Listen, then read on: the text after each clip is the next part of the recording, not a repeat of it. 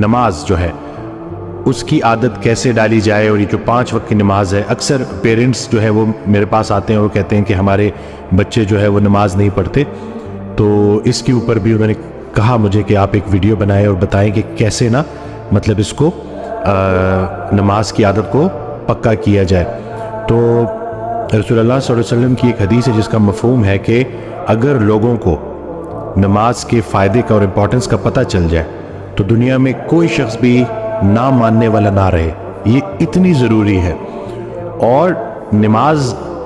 دراصل اللہ کی یاد ہے۔ ہم جب یہ روزمرہ کے کاموں میں بھاگ دوڑ میں ہوتے ہیں تو اس بھاگ دوڑ میں کہیں ہم اللہ کو بھول نہ جائیں، زندگی دینے والے کو بھول نہ جائیں، اس کو یاد رکھنے کے لیے صبح اٹھے، فجر پڑھی، فجر پڑھنے کے بعد اپنے کام شروع کیے، مصروفیات میں بیزی رہے، پھر ظہر کا ٹائم آ گیا، پھر نماز پڑھی، پھر اللہ کو یاد کیا، پھر ظہر سے عصر تک اللہ کو یاد رکھا، پھر جیسی عصر آئی عصر پڑھی، پھر سے اللہ کی یاد تازہ ہوئی، پھر عصر سے مغرب کے بیچ میں اللہ کو یاد رکھا، اور پھر عصر سے مغرب کے بیچ میں جو اللہ کو یاد رکھا کام بھی کیے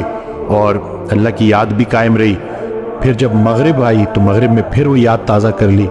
پھر عشاء پڑھی اور عشاء کے بعد باوضو سو گئے۔ تو اس طرح سے پورا دن اللہ کی یاد قائم رہی، تو پورا کا پورا دن عبادت میں، رات کو باوضو سو گئے تو نیند عبادت میں۔ حضرت واصف علی واصف رحمۃ اللہ علیہ ایک آڈیو میں بیان فرماتے ہیں کہ آپ کی پوری زندگی میں سے عبادت کو نکالا جائے گا اور اس کو تولا جائے گا۔ تو اگر آپ کی پوری زندگی ہی عبادت نکل آئی تو پھر تو نیت ہے جی،